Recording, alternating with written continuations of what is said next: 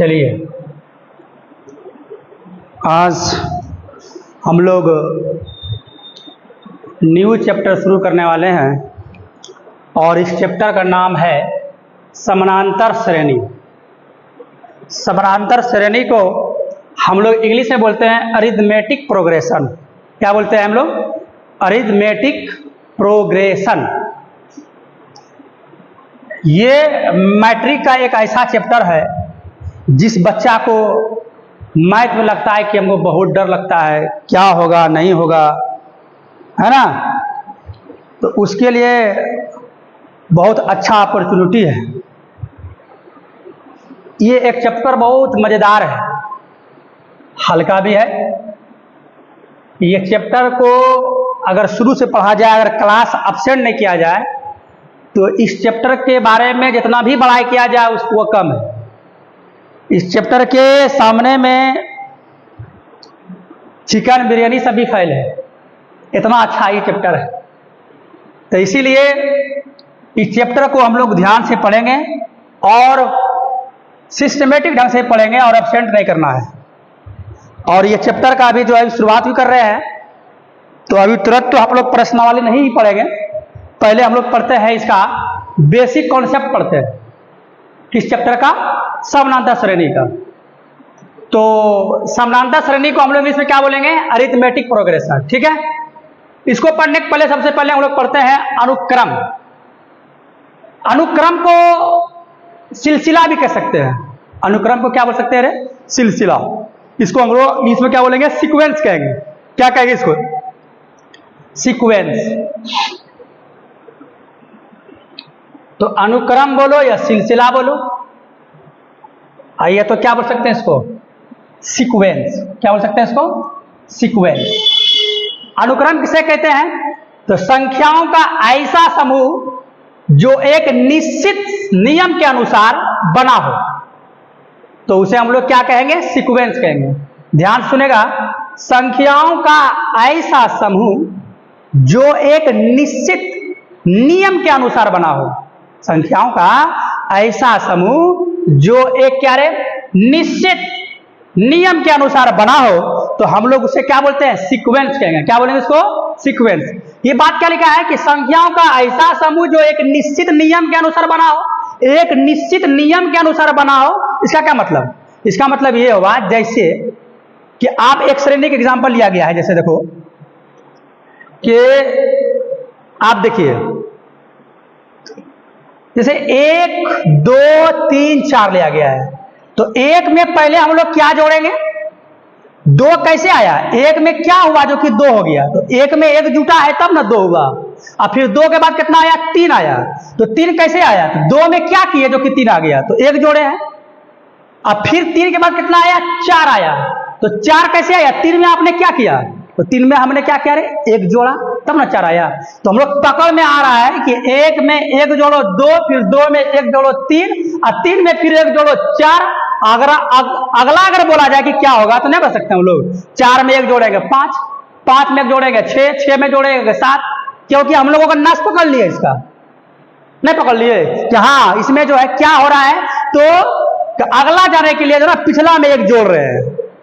नहीं, तो ये यही इसी को क्या बोलेंगे? एक निश्चित नियम, नियम के अनुसार बना रहा है। ऐसा नहीं 1 के बाद 11, 11 के बाद 23, और 23 के बाद फिर 24, फिर 19, सॉरी फिर 35, फिर 37, और फिर 50, फिर 51, फिर 80। ये नियम हुआ? ये नियम नहीं हुआ, ये बेनियम हो गया। कोई इसका नियम नहीं। तो क्या कहने मतलब हुआ कि संख्याओं का ऐसा समूह जो एक निश्चित नियम के अनुसार बना हो, तो उसी को हम लोग क्या बोलेंगे? सीक्वेंस। जैसे दूसरा देखो, 2 के बाद 4, 4 के बाद 6, 6 के बाद कितना आया? 8। नियम पकड़ो। 2 में क्या किया आपने? 2 जोड़ा तब 4 आया। 4 में फिर 2 जोड़े फिर 6 आया। 6 में 2 जोड़े फिर 8 आया। 8 में फिर 2 जोड़े तो 10 आया। तो पकड़ लिया ना। तो क्या हो रहा है यहाँ पर? 2 जोड़ रहे हैं। कितनी थी? 2 जोड़ रहे हैं यार। तो 2 अगर जोड़ रहे हैं तो फिर 10 अगर आया, तो यहाँ फिर 2 जोड़ेगा था 12, फिर 14, फिर 2 जोड़ेगा 16, फिर 2 जोड़ेगा तो 18, फिर 2 जोड़ेगा तो 20। इसी प्रकार से आपका आगे चलता रहेगा, क्योंकि हम लोग पकड़ लिए, क्योंकि निश्चित नियम अनुसार ये चल रहा है ना। तो इसको हम लोग क्या बोलेंगे, अनुक्रम बोलेंगे। क्या बोलेंगे, अनुक्रम। जैसे तो कोई यहाँ पर एक के बाद कितना आया, 3, 3 में कितना आया, 5, एक में 2 जोड़े तो 3 आया, 3 में फिर 2 जोड़े तो 5 आया, 5 फिर 2 जोड़ा तो 7, फिर 2 9, फिर 2 जोड़े कितना आ गया, 11। इसी प्रकार से, इस प्रकार देखो इसमें एक के बाद 4 आया, तो 4 में कितना, एक में क्या जोड़ा, 3 जोड़े, अब फिर 4 में फिर से क्या करता है, 9 हो गया, इसका मतलब यह 5 हो गया, तो नहीं मिला हुआ। ये जोड़ने के बाद नहीं है, स्क्वायरिंग पकड़ रहे हैं। 1 का स्क्वायर 1, फिर 2 का स्क्वायर कितना हुआ 4, फिर 3 का स्क्वायर 9, 4 का स्क्वायर 16, यानी कि स्क्वायर हो रहा है, 1 का 2 का 3 का 4 का स्क्वायर हो रहा है। तो 4 का स्क्वायर 16, तो यहाँ 1 का स्क्वायर हुआ, फिर इसके बाद 2 का हुआ, इसके बाद फिर 3 का हुआ यहाँ पर, इसके बाद यहाँ कितना हुआ रे, 4 का हुआ। तो अगला क्या होगा, 7 का होगा, 4 के बाद 5 होगा, तो 5 का स्क्वायर कितना होगा 25, फिर 6 का स्क्वायर 36, 7 का स्क्वायर कितना हुआ 49, फिर 8 का स्क्वायर कितना हुआ 64। इसी प्रकार से तो कहने का मतलब क्या हुआ कि हम लोग अनुक्रम उसी को कहेंगे जब क्या रे, एक निश्चित नियम के अनुसार वो बना हो श्रेणी, नहीं तो संख्याओं का ऐसा समूह जो एक निश्चित नियम के अनुसार बना हुआ हो, उसी को हम लोग क्या बोलेंगे, सीक्वेंस कहेंगे या अनुक्रम कहेंगे। तो आशा करते हैं कि बच्चे आप लोगों को अनुक्रम समझ में आया। अनुक्रम समझ में आया रे? चलो, तो अभी तो लाइव क्लास चल नहीं रहा है, जो कि हम लोग कमेंट भी पढ़ते हैं। तो आशा करते हैं कि आपको अनुक्रम समझ में आ गया। तो क्या बोलता है कि एक क्या रहे, निश्चित नियम के अनुसार बढ़ता रहे, तब उसको हम लोग क्या बोलेंगे, अनुक्रम कहेंगे। ठीक है, चलिएगा अब नेक्स्ट हम लोग पढ़ाई करते हैं। अनुक्रम के पद है, क्या है रे, अनुक्रम के पद। अनुक्रम के पद को हम लोग इंग्लिश में बोलते हैं, क्या बोलते हैं बच्चा, terms of sequence. Terms of sequence. तो क्या लिखा है, किसी अनुक्रम के सदस्य को अनुक्रम के पद कहते हैं। जैसे कहने का मतलब ये हुआ कि आपका ये 2 4 देखो 2 4 6 8 हुआ ना, एक अनुक्रम है, 2 बढ़ रहा है, एक तरह का क्या हुआ, अनुक्रम हुआ। अब इसका पद, तो ये इसका 2 क्या हुआ, इसका पद हुआ, 4 क्या हुआ, पद हुआ, 6 पद हुआ। अलग बात है कि पहला 2 अगर है तो बोलेंगे कौन पद हुआ, तो बोलेगा पहला पद, 4 दूसरा पद, 6 तीसरा पद, 8 चौथा पद, 8 के बाद फिर 10 होता है तो 5वां पद, है ना। तो इसको हम लोग क्या बोलेंगे, अनुक्रम का क्या बोलेंगे, पद बोलेंगे। तो 2 चीज हम लोग पढ़ लिए, एक अनुक्रम और एक दूसरा क्या है, अनुक्रम का पद। अब इस चैप्टर का नाम है समानांतर श्रेणी, इसका नाम ही है क्या रे, समानांतर श्रेणी। अब समानांतर श्रेणी पढ़ते हैं हम लोग। समानांतर श्रेणी का हम लोग बोलेंगे अरिथमेटिक प्रोग्रेशन। क्या बोलेंगे, अरिथमेटिक। तो सबसे पहले अगर आप लोग चाहते हैं तो इसका आप स्क्रीनशॉट भी ले सकते हैं अनुक्रम का। देखो बच्चा हम साइड हटक गए हैं, इसका स्क्रीनशॉट लेना है, ठीक है। इस तरह से समानांतर श्रेणी, समानांतर श्रेणी को हम लोग क्या बोलते हैं इंग्लिश में रे, अरिथमेटिक प्रोग्रेशन। तो समानांतर श्रेणी कहते हैं किसे, तो किसे कहते हैं, ध्यान सुनिएगा। लिखा है कि संख्याओं की ऐसी श्रेणी या सूची, संख्याओं की ऐसी श्रेणी या सूची जिसमें 2 संख्याओं के बीच की दूरी हमेशा क्या हो, समान हो, हमेशा क्या हो, समान हो, तो उसी को हम लोग क्या बोलेंगे, समानांतर श्रेणी। तो क्या बोलेगा कि संख्याओं की ऐसी श्रेणी या सूची जिसमें 2 संख्याओं के बीच की दूरी, 2 संख्याओं के बीच की दूरी क्या हो, हमेशा समान हो, उसी को हम लोग क्या बोलेंगे, समानांतर श्रेणी। जैसे मान लीजिए कि आप देखिएगा 8 16 24 32 डॉट डॉट किया है, तो इसमें अगर हम बोले कि समानांतर श्रेणी अगर है कि या नहीं है, तो ध्यान देगा कि देखो ये 8 या 16 हुआ, 8 से कितना हुआ 16 हुआ, 16 से कितना फिर हुआ 24 हुआ, तो 8 से 16 बाद कितना बढ़ा 8, 16 से 24 हुआ कितना बढ़ा 8, फिर 24 से 32 आया कितना 8 5 कितना हुआ 40 होता है। यहाँ कितना होगा रे 40, उसका कितना होगा 48, यानी 8 जोड़ना है, फिर कितना होता है 56 होता है। इसी तरह से होता है। तो कहने का मतलब क्या हुआ कि देखो 16 अगर अंतर निकालें इसका 8 और 16 के बीच का, तो 16 में 8 गया कितना हुआ 8, 24 में 16 गया कितना हुआ 8, 32 में घटेगा 24 कितना हुआ 8, 40 से 32 कितना हुआ 8।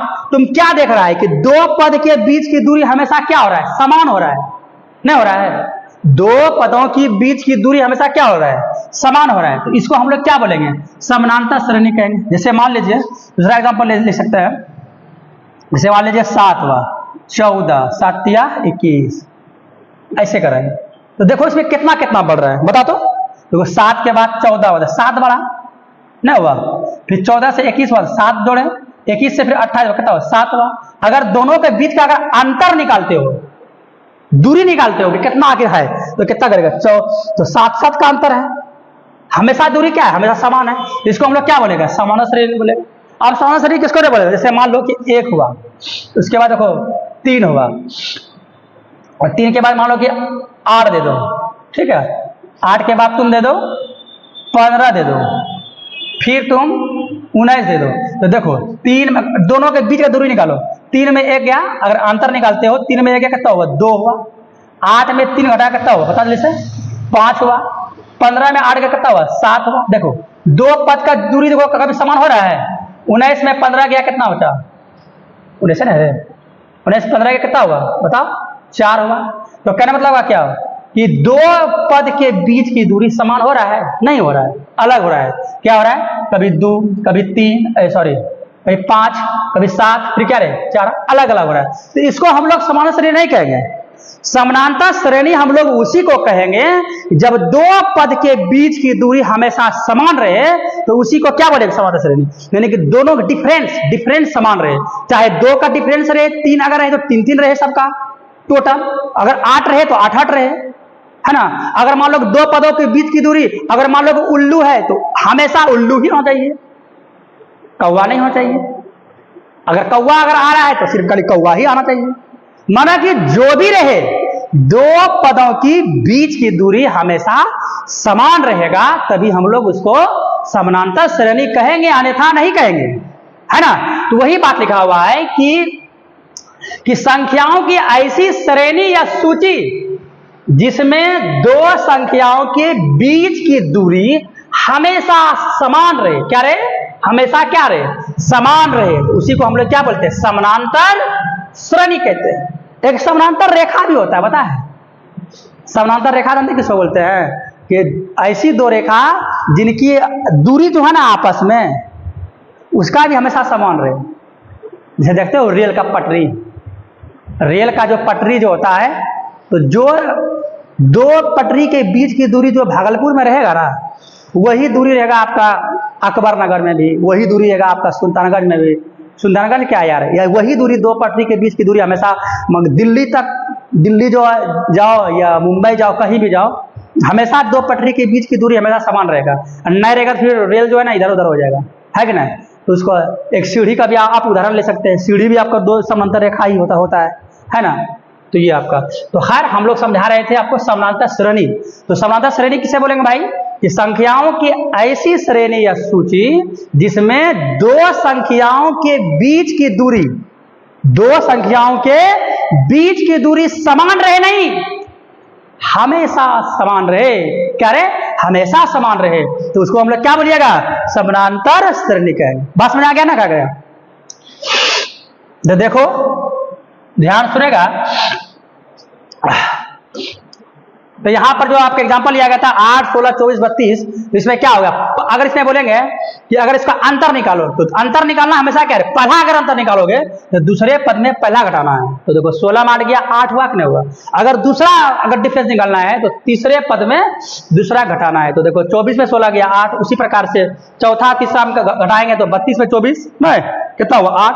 तो यहां पर और भी रहता तो 40 में 32 घटता तो फिर भी 8 ही होता, फिर 48 में घटता 40 तो फिर कितना होता 8 ही होता।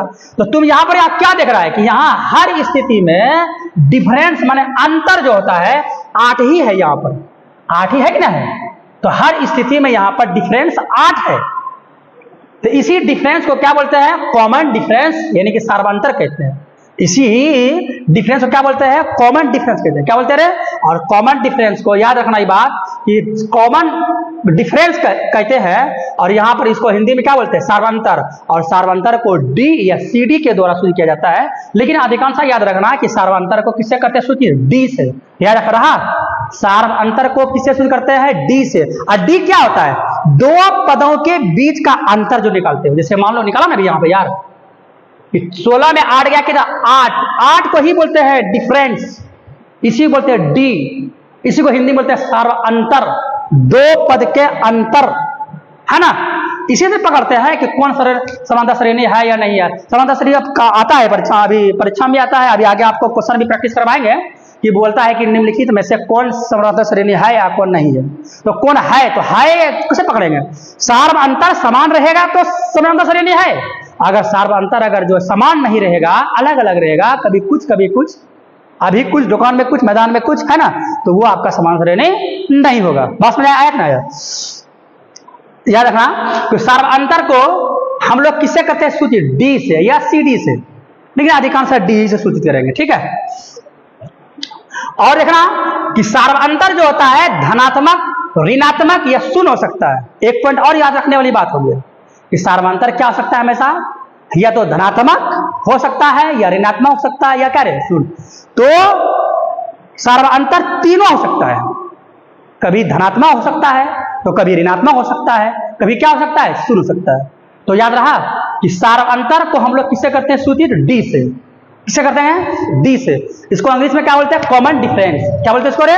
Common difference. और सार्व अंतर जो होता है, सार्व अंतर जो होता है वो मतलब कि सार्व अंतर जो होता है वो क्या क्या हो सकता है? तो क्या हो सकता है भाई? तो धनात्मक हो सकता है, ऋणात्मक हो सकता है, या क्या हो सकता है? शून्य हो सकता है। बात समझ आया ना?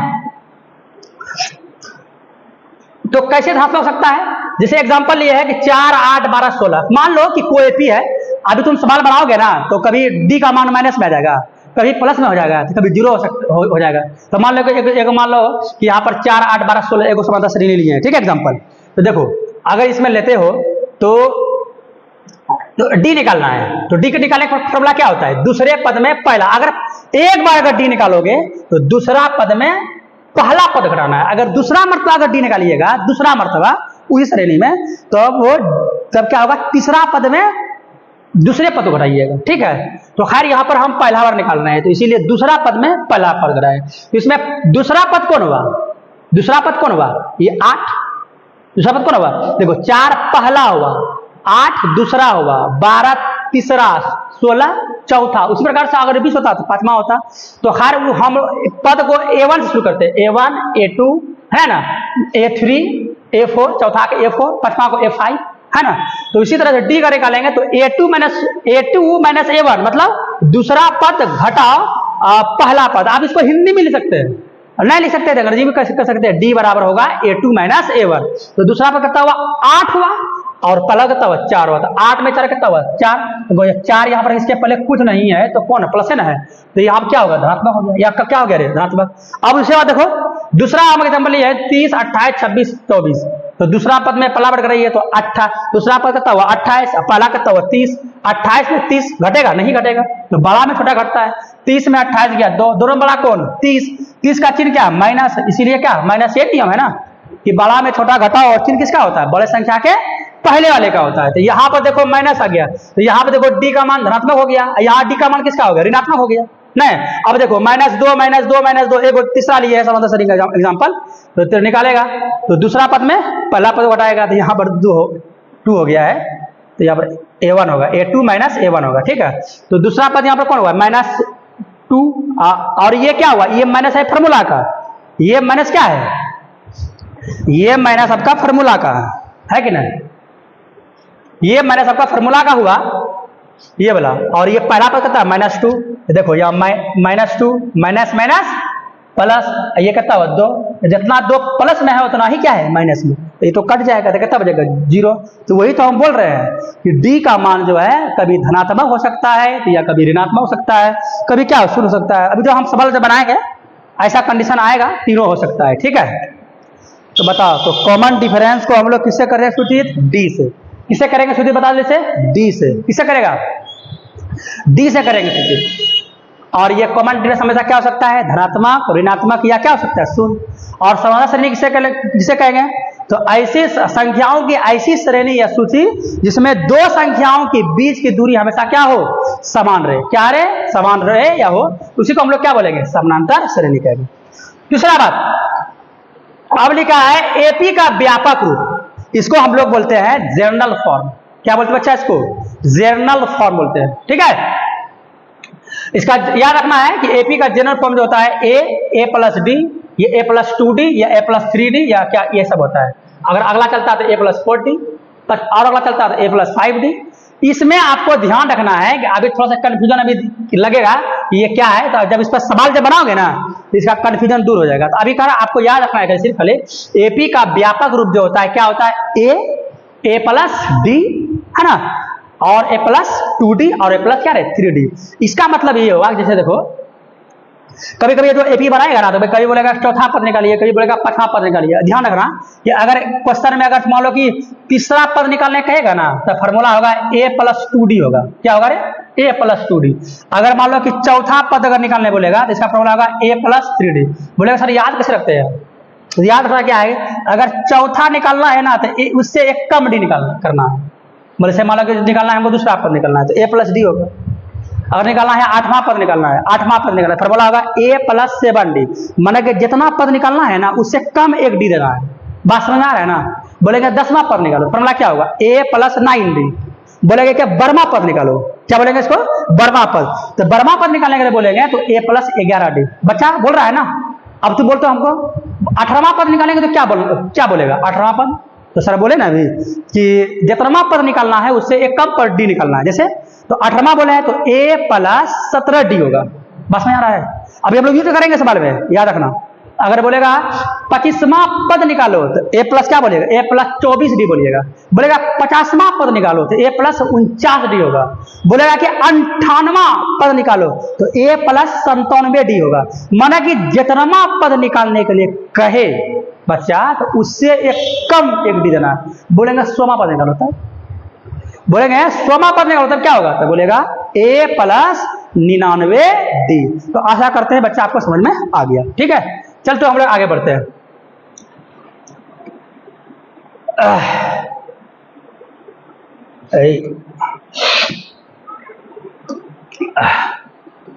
अब देखो समानांतर श्रेणी का प्रकार, type of arithmetic progression. Type of क्या रे, अरिथमेटिक प्रोग्रेशन। इसमें लिखे हैं कि समानांतर श्रेणी मुख्यतः कितने प्रकार के होते हैं, 2 प्रकार के। कितने प्रकार का होता है, 2 प्रकार। पहला क्या, परिमित और दूसरा अपरिमित एपी। परिमित एपी को हम लोग बोलते हैं फिनिट एपी। क्या बोलते हैं, फिनाइट। दूसरा है इनफिनिट एपी। पता है ना। तो समानांतर श्रेणी मुख्यतः कितने प्रकार के होते हैं, 2। पहला है फिनिट एपी और इसका है इनफिनिट। ठीक है, मतलब परिमित और अपरिमित। तो परिमित एपी हम लोग किससे बोलेंगे कि जब किसी एपी के पदों की संख्या क्या हो, सीमित हो। जब किसी एपी के पदों की संख्या क्या हो, सीमित हो, तो उसे हम लोग क्या बोलते हैं, परिमित एपी कहते हैं। क्या बोलते हैं उसको, परिमित।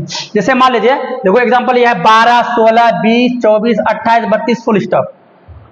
अब इसके आगे ना है, बस सीमित है, इसके आगे नहीं जाना है। तो इसको हम लोग क्या बोलेंगे, परिमित एपी बोलेंगे। सीमित है ना, आगे नहीं ना है। जैसे मान लो 4 से शुरू करो, 4, 8, 12 डॉट डॉट डॉट कहाँ है 36 तक, यानी कि 4, 8, 12, 16, 20, 24 है ना, 28, 32 ऐसे करके कहाँ तक 36 है। तो खारे में इसमें 3 पद लिखा हुआ है, 4, 8, 12 डॉट डॉट कहाँ 36। सीमित ना हुआ, इसको क्या बोलिएगा, परिमित एपी। तो परिमित एपी क्या हुआ, जब किसी एपी के पदों की संख्या क्या हो, सीमित हो, माना कि आगे तक नहीं, बस सीमित हो, तो उसको हम लोग क्या बोलेंगे, बोलो परिमित एपी।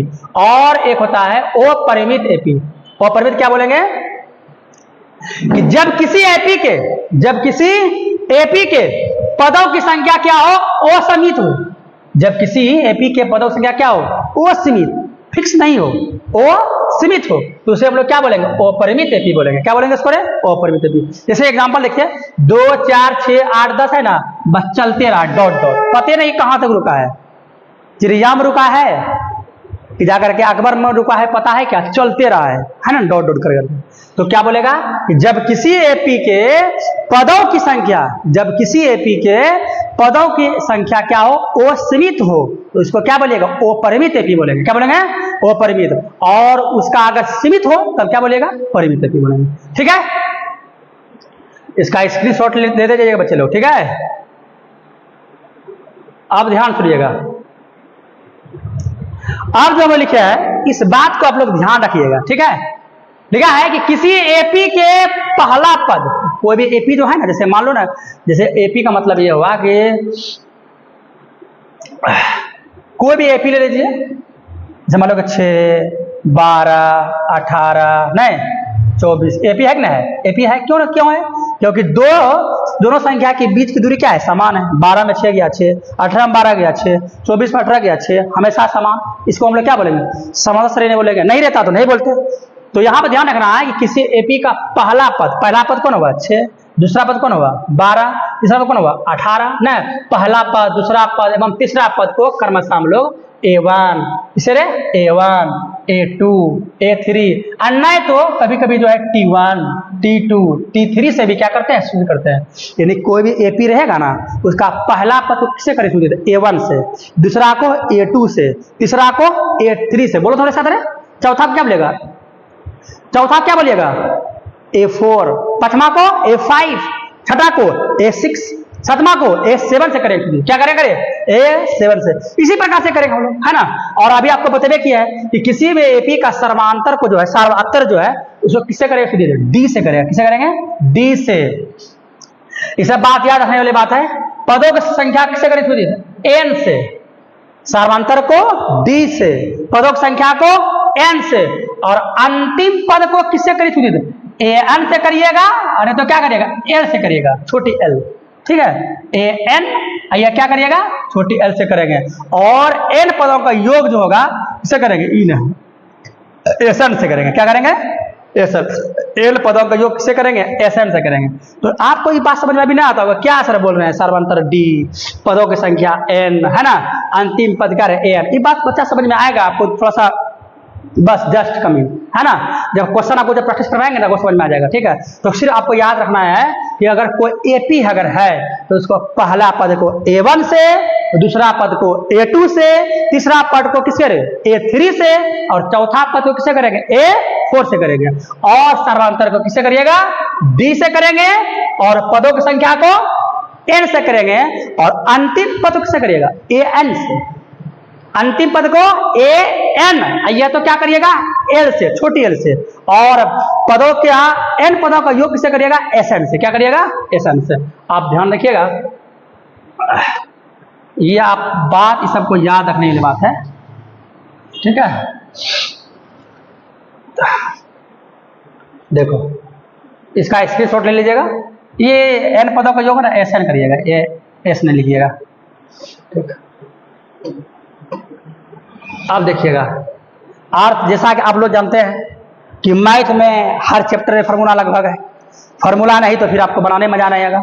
तो इस चैप्टर का जो लिखे हैं कि most important formula of this chapter, इस चैप्टर का महत्वपूर्ण फार्मूला, सूत्र, है ना, क्या है, देखो पहला फार्मूला AN बराबर होगा A plus N-1 into D. याद रखिएगा, AN बराबर क्या होगा रे, A प्लस N-1 इंटू क्या रे, डी। याद रहा, AN बराबर A plus N-1 into D. जहां AN क्या हुआ, अंतिम पद हुआ।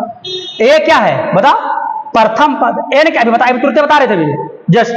N क्या हुआ, यहां पर पदों की संख्या हुआ, और D क्या हुआ, सार्वंतर हुआ। तो AN बराबर याद रहा, तो AN बराबर क्या होगा, A plus N-1 into D. बोल तो AN बराबर A plus N-1 into D. AN बराबर A plus N-1 into D. बोलो मेरे साथ, AN बराबर A plus N-1 into D. एक बार फिर से बोलो, AN बराबर A प्लस N-1 इंटू क्या रे, डी। चलिए, तो AN क्या हुआ, अंतिम पद, A क्या हुआ, प्रथम पद, N क्या हुआ, पदों की संख्या, D क्या हुआ, सर्वांतर। याद हुआ, देखो फिर से, तो AN मान लो इसको बंद कर दें। ठीक है, देखो क्या है, AN बराबर क्या, AN क्या हुआ, अंतिम पद, A प्रथम पद, N पदों की संख्या, D सर्वांतर। ठीक है,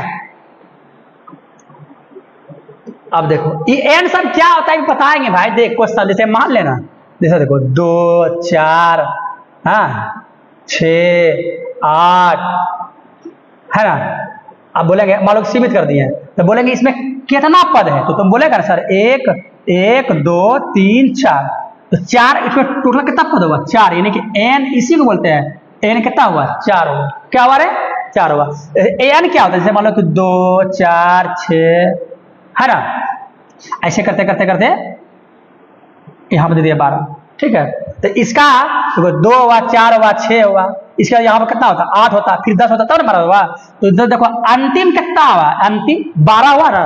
तो वही जो कोई भी एपी रहेगा ना, उसमें अंतिम जो पद रहेगा उसी को हम लोग बोलते हैं, उसको किससे करें, ए एन से करेंगे। क्या करेंगे रे? ए एन से। बच्चा थोड़ा सा भी सबर करना है ना। अभी कल आपको याद रखना है, फिर अभी जो क्वेश्चन बनवाएंगे आपको सब कॉन्सेप्ट क्लियर हो जाएगा, ठीक है। तो अभी याद रखना है ए एन बराबर क्या रहे? ए प्लस, बताओ, ए एन बराबर A plus N minus one into D, जहां एन क्या हुआ? अंतिम पद, ए क्या हुआ? प्रथम पद, एन क्या हुआ? पदों की संख्या हुआ, डी क्या हुआ? सार्वंतर हुआ, ठीक है। दूसरा ध्यान दीजिए, एसन जो होता है, एसन बराबर याद रखना है, एसन बराबर होता है n by two into two A plus N minus one into d. क्या बोलेगा? एसन बराबर एन बाई टू, क्या रे? N by two into two A plus N minus one into क्या रे? डी। एसन बराबर क्या बताएंगे? N by two into two A plus N minus one into D, जहां की एसन क्या हुआ? एन पदों का योग हुआ, ठीक है। अभी इसको याद करना बच्चा। और दूसरा बताया फॉर्मूला क्या हो सकता है? एसन बराबर क्या होता है? N by two A plus l भी होता है, ये तो उसको एन भी बोल सकते हो। कहने मतलब ये हुआ, जैसे बोले यहाँ पर बीच में लिखा हुआ फॉर्मूला, यार देखो देखो ये वाला फॉर्मूला अगर जो लिखा हुआ है, देखो जैसे यहाँ पे लिखा हुआ है ना, एसन बराबर क्या लिखा हुआ? N by two A plus N minus one into d लिखा हुआ है ना। हम अगर बोलेंगे कि एन बाई टू, ठीक है, ए टू ए को कैसे हुआ? ए प्लस ए लिख सकते हैं ना, ए प्लस ए प्लस क्या है? N minus one into d, है ना। अब देखिएगा इसको लिखेंगे एन बाई टू, ठीक है, ए, देखो फॉर्मूला होता है ना A plus N minus one into D का फॉर्मूला क्या होता है? अभी नहीं पढ़ाई था अभी तुरंत भी कि ए एन बराबर क्या होता है? A plus N minus one into D होता है कि नहीं होता है? अभी जानना था ना, ए एन बराबर A plus N minus one into D. तो देखो यही बात ना है, A plus N minus one into D. तो इसके बदला में हम लोग लिख सकते हैं ए एन लिख दो, ये तो क्या लिख दो? एल लिख दो। तो वो इसको इस तरह, एक तरह से ये वाला फॉर्मूला भी हो गया ना, हो गया क्या हो गया? एन बटे टू ए प्लस, इतना के बदले में क्या आएगा? एल दे दे, या तो एन दे दो, खाली यहाँ पर एल दिया है दे दो। तो दो फॉर्मूला हुआ ना इसका। एस एन बराबर क्या हुआ? एस एन बराबर होगा n by two A plus N minus one into d. नहीं तो ऐसे भी हो सकता है, एस एन बराबर N by two into A plus l, l नहीं तो ए एन, ठीक है। एल भी अंतिम पद है और एल भी अंतिम पद है, ठीक है। तो आपको टोटल कितना फॉर्मूला हो गया? 3 फॉर्मूला हुआ। पहला फॉर्मूला क्या हुआ बोल तो?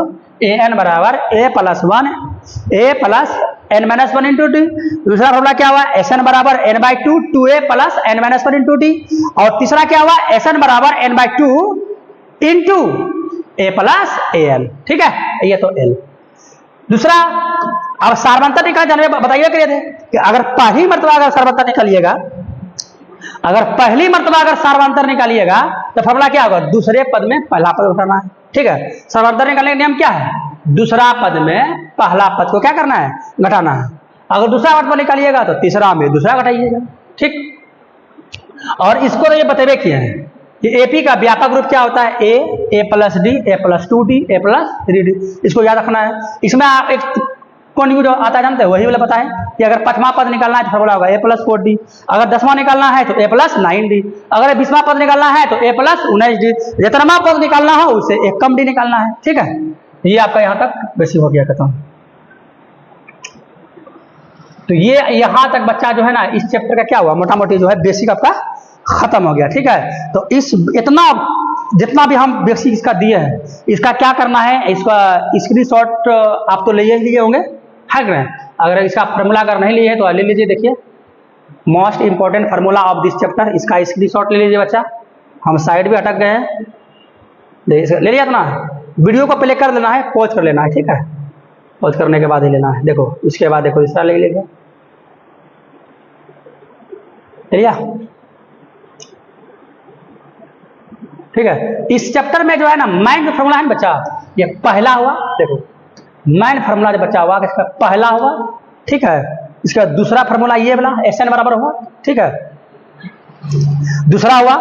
और उसके बाद जो है ये आपका तीसरा हुआ, चौथा है, तीसरा चौथा पद मतलब नहीं है। देखो मान लो मोटामोटी ये 3 फार्मूला मास है। ऐसा एकदम इतना अच्छा चैप्टर है ना, इसमें बहुत फार्मूला कम है कि नहीं? त्रिकोणमिति में तो पूछते मत करो अगर पढ़ा है तो। खैर आप लोग चैप्टर भी सब पढ़ चुके हैं, तो अभी वीडियो में अगर समाधान रेडी से ही बन रहा है तो प्रयास करेंगे उस सब चैप्टर को रिवाइज कर देंगे, ठीक है ना। पहला दूसरा तीसरा चौथा ये सब खत्म जो हो चुका है। तो ध्यान दीजिएगा तो इसमें पहला दूसरा तीसरा इतना ही फॉर्मूला याद रखना है ना। क्या रखना है भैया, ए एन बराबर, उसे समझ गया कि क्या पद, क्या समूह श्रेणी, क्या डी, क्या एन, क्या ए एन, क्या ए, है ना, ये सब समझ लिया।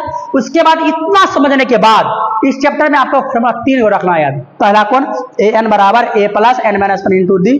दूसरा एस एन बराबर N by 2 A plus N minus 1 into D, या तो ए प्लस एन लिखना है, एन बटे 2 इंटू ए प्लस ए रखना है। और तीसरा जो अगर आपको याद रखना है वही हुआ पहला, दूसरा और तीसरा। और वो चौथा जो है डी, तो क्या निकालेगा दूसरा, डी अगर निकालेगा, अगर डी निकालोगे तो क्या निकालेगा, दूसरा पद में पहला पद करा देना।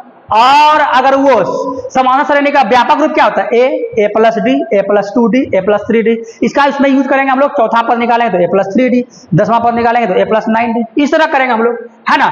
इसको जो है इतना जितना भी हम पढ़ाएं बच्चा, इसका बढ़िया से वीडियो देख लीजिएगा।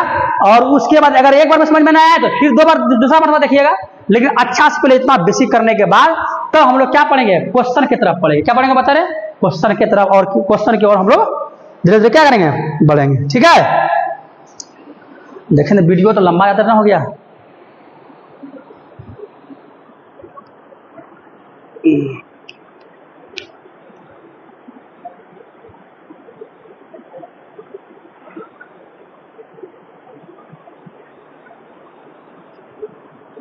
जितना बच्चा हम पढ़ाएं अभी, इसको जो है कल, है ना, ध्यान सुनो, वीडियो में थोड़ा सा लंबा बन गया है। ठीक है, तो आपको हम जितना भी हम पढ़ाएं बेसिक से, आप इसको घर में एकदम लिख करके याद करके नेक्स्ट जब पढ़ाएंगे हम, इतना आपको एकदम रेडी होता है ये फॉर्मूला के साथ, जितना कॉन्सेप्ट है। उसके बाद आपको जो है हम इसके आगे से हम क्या पढ़ाएंगे, आपको क्वेश्चन पढ़ाएंगे। ठीक है, तो आप जब अगला वीडियो जब आएगा तो आप ध्यान रखिएगा, जितना भी हम पढ़ा दिए फॉर्मूला बेसिक, जितना भी समझ रहे नहीं, ए प्रथम पद सर्वांतर क्या है, ये सब का कॉन्सेप्ट क्लियर आना चाहिए। तब आपको नेक्स्ट वीडियो जब पढ़ाएंगे, नेक्स्ट क्लास जो पढ़ाएंगे, आपको एकदम अच्छा समझ में आएगा। समझ में आया ना। और एक मतलब सिस्टमेटिक ढंग से देखना है, तब आपका एक चैप्टर एकदम इतना अच्छा चल जाएगा। ये इस चैप्टर से अगर क्वेश्चन आएगा तो इंशाअल्लाह आपका छूटेगा नहीं। बस समझ आया ना। चलिए, आपका आज के लिए इतना ही। चलिए, ठीक है, बाय।